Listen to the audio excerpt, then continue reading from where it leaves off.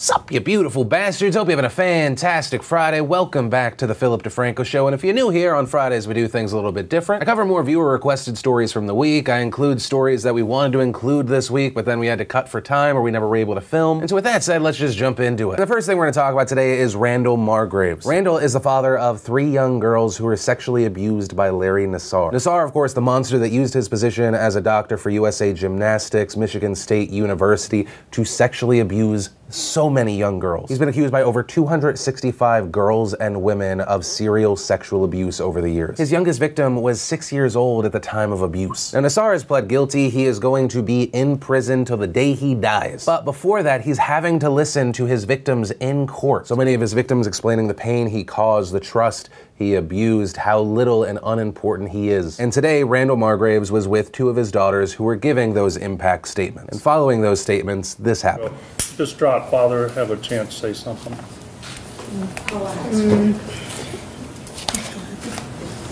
You son of a bitch. No, we don't want to swear. Yeah. We don't want to have profanity. If you have some words that you would like to say, I would like to give you the opportunity to say. I would ask you to, as part of this sentencing, to grant me 5 minutes in a locked room with this demon. Would you do that? That is not. Yes or no? No, sir. Would you give me 1 minute? You know that I can't do that. That's not how it is. Well, I'm going to have to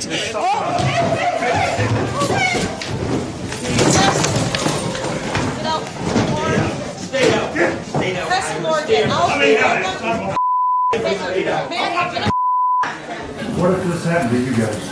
You can behave like this. I'm going to make sure it's crystal clear. I'm sure Judge Craig. You haven't lived through it, lady. You cannot behave like this. And I'm torn on what we just saw because I know that he should not have done that for multiple reasons. 1, legality. 2, his daughters had to watch him, get pushed down to the ground, get arrested. After being caught up in the moment, I don't know how they're going to feel about this. But at the same time, as a father, I know that if I was in his shoes, I would have probably done the same thing. 100%. You're gonna want to curb stomp that monster. You have this disgusting monster, this child molester in front of you, most likely for the last time, and you know the number of young girls he's hurt, including 3 of the people that you love most on this planet. I get it. In fact, I get it so much that if it turns out that Randall needs help with bail money, if it turns out he needs help with legal fees stemming from all of this, I am more than happy to help contribute. Why? Because fuck Larry Nassar. Larry Nassar is getting off easy serving the rest of his life in jail. He deserves a punishment that is biblical. And I would hate to see the father of one of the victims having an understandable moment of weakness, that leading to him somehow ending up in prison as well. The only way that I would be okay with that is if he ended up being Nassar's cellmate for a day. Something Handmaid's Tale-ish. And actually, a last-second update, it's being reported Randall was being held for civil contempt, but he then got in front of the judge, apologized, and this happened. I would like to apologize to you in the courtroom proceedings. I do have the highest and utmost respect for our judicial system. I believe you, and I accept your apology on behalf of the court. And let's just leave it at that now, shall we? Thank you. I think that's the best way to handle it. So no charges. I think a lot of people understood where Randall was coming from, and that's that for now. But that said, I will pass the question off to you. What are your thoughts around this story? And then let's talk about a story that was heavily requested early this week, and that is the story around Emily Gibson. On January 22nd in Tennessee, Lebanon High School sophomore Emily Gibson posted a video on YouTube titled "Welcome to Lebanon High School." And in it, Emily recites a poem she wrote about suicide, bullying, and student stress. According to Emily, she wrote that poem after a fellow student committed suicide. The school had increased suicide prevention efforts, but those efforts were laughed at by other students. And she said that made her feel inspired to speak up and let them know that the way they were treating each other wasn't okay. Welcome to Lebanon High School, where today I read an online post. She should just put a gun to her head like that girl from Lebanon, Dash Anonymous. Dash Anonymous, millions of posts go up every day, posts that read Dash Anonymous. I guess we will never deserve to know Mr. Dash Anonymous or even Mrs. Dash Anonymous. I live in a world where I see Dash Anonymous on the daily. Welcome to Lebanon High School, where smiles are fake and suicide prevention is something to laugh at. Welcome to Lebanon High School, where gun threats are passed out like candy. Welcome to Lebanon High School, where you are just one of 2,000 faces. No, do not be the bully that does not get caught. Do not be Dash Anonymous. And please, I am begging you, Do not be the one that takes their own life. Now what ends up happening is after the video started getting attention, Emily gets called out of class by her principal and vice principal. And according to Emily, they sat me down and had a really long talk with me about it. They sent me back to class, but they pulled me out of class again, 5th block, and that was when they told me about my punishment. They ended up giving her 2 days in-school suspension, and she was told that if she posted more videos or took more action, she would receive out-of-school suspension. And according to Emily, they gave me in-school suspension because they said I was trying to incite violence while on the school campus. I didn't have any intentions to incite any kind of violence. Everyone sees my message their own way, and if that's how they see it, then so be it. Also, it's very weird to me that if you actually listen through the entire thing, anyone would go, oh, this is about inciting violence. For the most part, it just seems like she's saying bullying sucks, let's respect one another. Like, this is a serious issue. Now, in response to this, Lebanon High School Principal Scott Walters said he couldn't discuss Emily's punishment due to her privacy rights as a student, but did say, in talking with Emily, because I met with her a couple of times, we talked about what she was trying to accomplish and what was accomplished with the video. Of course, she does have her right to free speech. What I did have a problem with was that it was videoed on school campus in a classroom without the teacher's permission. It would have been better if she had done it at home and away from school. But the thing there is that Emily told a news outlet that she recorded the video after school hours and she had the permission of 2 teachers. Specifically, she mentions 2 coaches, and I imagine one of them is the one who has his name in the top right corner. Now, of course, because the internet hates when someone, especially someone in a position of power, tries to shut someone down just because of something they said, this story blows up. It's hundreds and hundreds of thousands of views that it would not have gotten if they didn't do a damn thing. In general, most of the reaction was very supportive of Emily and very negative towards the school. But also, according to the school principal, the school has also received support since the video went up. He said they've received cards and notes from parents and students who say they don't agree with the video, one including a gift from one student who told him he was doing a good job. He even received calls from parents who said they were confused about the video because it wasn't what their children come home and say about school. Walter's saying teachers' feelings are hurt, mine are too. There are things I and others can learn from it from another student's perspective. I can appreciate the perspective of the video. Of course, she's 16 and her perspective is going to be different from mine, which really quick, I just want to chime in. 1, facts don't care about your feelings. Facts don't care about the other teacher's feelings. This is a girl reaching out to other students. This is a girl reaching out to other people. This is a girl, in a way, reaching out to you to please do a better job. You may feel you're doing a good job, but at least one person seemingly doesn't agree. Also, just because one person gave you a cupcake and a pat on the back doesn't mean you're right. Also, the parents calling saying this isn't how my child talks about school. 1, a ton of children don't share a lot with their parents. They also have different life experiences. And 2, none of what you have said makes it more understandable that you gave this student 2 days in school suspension, that you punished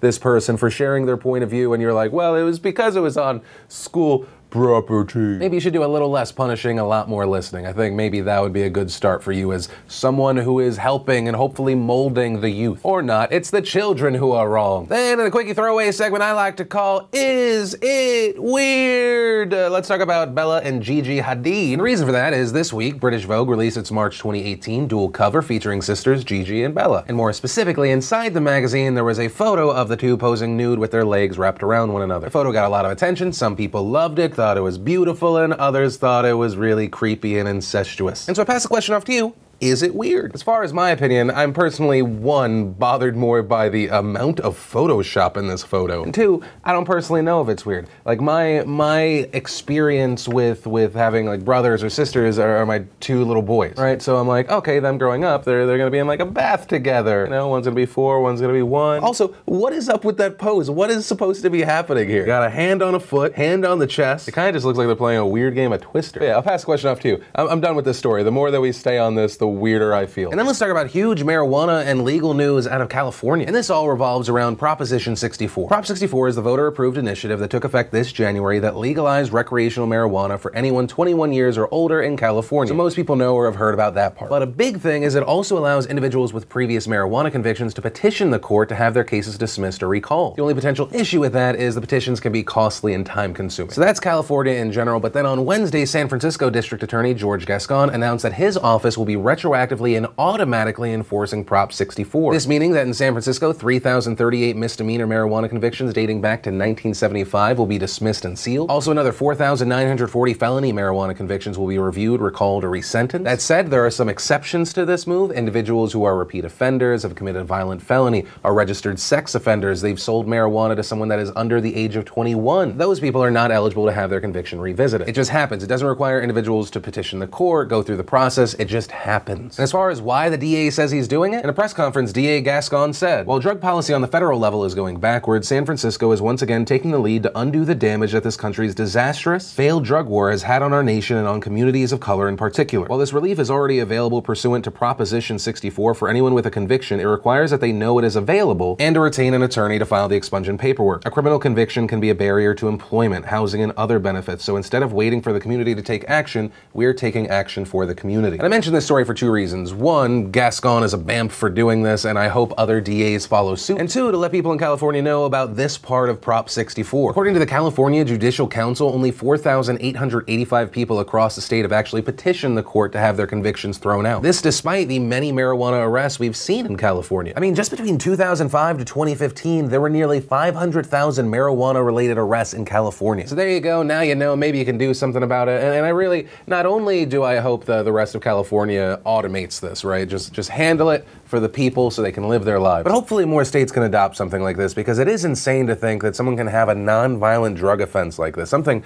with marijuana, and it can ruin their whole life. But that's where I'll leave that one. Then we had a quick update on the Slender Man stabbing story. Then, of course, the horrifying story of Anissa Weir and Morgan Geyser stabbing another girl in the woods 19 times. That girl managed to survive. The other two were arrested. They were charged. The reason it's called the Slender Man stabbing is the two girls said they did this to appease Slender Man, so they could be in his favor, they could live in his mansion. The last update we had was Weir was sentenced to 25 years in a mental hospital. And the new update today is that Morgan Geyser has been sentenced to 40 years in a mental hospital. But that said, will she serve the full sentence? With how severe they described her schizophrenia? Probably. But according to Morgan Geyser's attorney, she can petition to get out every 6 months, and I'll presume we'll do that. This is where we are now with this story. And then let's talk about this insane scandal around the Baltimore Police Department. An elite gun trace task force for the Baltimore PD was indicted in 2017 and is now in the middle of a trial. And over the course of the trial, details have emerged exposing over 4 years of corruption and abuse. This task force was supposed to get guns off the street, something Baltimore has struggled with for many years. But instead, this group spent years planting evidence, arresting without warrants, stealing from defendants, abusing overtime, selling drugs and guns they confiscated, and getting them back out onto the streets. But they were finally caught by the FBI with the help of Internal Affairs and the use of a secret recording device. And so these 7 men were indicted, and all of them pled guilty except for Daniel Hersel and Marcus Taylor. And over the past week, we've gotten a lot of testimony detailing years of abuses, theft, corruption in the unit. Things like nearly every defendant had their salary doubled because of bogus overtime. So instead of the average base of around $72,000, they'd essentially double it. They've stolen hundreds of thousands of dollars over the years. They're also facing racketeering charges and face decades in prison. Also, some of the very specific stories that have come out are crazy. Reportedly, the task force with Sergeant Jenkins would drive fast at groups of people, slam on the brakes, and see who ran. And whoever ran, they would just chase down and detain, no probable cause. And according to testimony, this would happen 10 to 20 times on a slow night and over 50 on good ones. There's another story about officers who stopped and arrested a man by the name of Mr. Stevenson. They took his house keys. They then got his address through a police database, went to the house without a warrant, broke in, found drugs and a safe. They crack open the safe that reportedly has $200,000 inside of it. They end up taking $100,000 and, according to Mr. Stevenson's wife, some expensive watches as well. They then seal it back up, and the officers then record themselves opening it for the first time. There's footage of Sergeant Jenkins saying, "Nobody touch anything." Then, after that incident, they listened to Mr. Stevenson's call with his wife while in jail. The wife was coordinating the legal defense, and the police wanted her out of the picture, so they went to his house and they put a note on the door claiming to be another woman that he got pregnant. Detective Ward, who pled guilty, also testified that Taylor had a source in Internal Affairs that tipped him off that he was being investigated. Officer Ram testified they once recovered 1.5 pounds of marijuana and a gun before they had a warrant. Jenkins told them to just get rid of it, so they sold it back onto the streets. Ram admitted to stealing $11,000 from an arrestee. He also recounted that in 2006, his partner was shot. It was widely believed to be an anti-police motivated move, but it was actually because they were both heavily involved in the drug trade. There was a bail bondsman that worked with Sergeant Jenkins to sell drugs. Reportedly, Jenkins would bring him drugs nearly every night. So much so that the bondsman said that he thinks that he made over $1 million selling drugs and gave between $250,000 to $500,000 to Jenkins. Also, when stopping suspected drug dealers, Jenkins would pretend to be a DEA officer and then take their drugs and weapons. But then he'd let the people go, saying they weren't his target, and then he'd sell those drugs and guns. They would also, I know that there's so many things, but it just has to be told. They would also reportedly take fake firearms and BB guns in their vehicles to plant on people. Now there, based on the evidence, it's unclear whether they planted a gun or or not, but some of the officers, when arrested, did have fake guns in their vehicles. And they're not even done yet. Holy hell. I mean, with the stories that we've covered out of Baltimore, I mean, I can't fault anyone for not feeling safe. The last thing I want to do is label all police officers or all Baltimore PD as these guys. When you see that this was able to exist and thrive for many years, untested, I mean, how can those people really be expected to trust? And the overtime situation is actually bigger than just this story. Right now, Baltimore PD spends about $1 million per week on overtime. It's gotten so bad that there are reports that Baltimore PD is planning on making their officers scan their fingerprint at the beginning and end of their shift to prove they actually did it. With that said, I want to pass the question off to you, and it really is just an opinion and a feeling thing.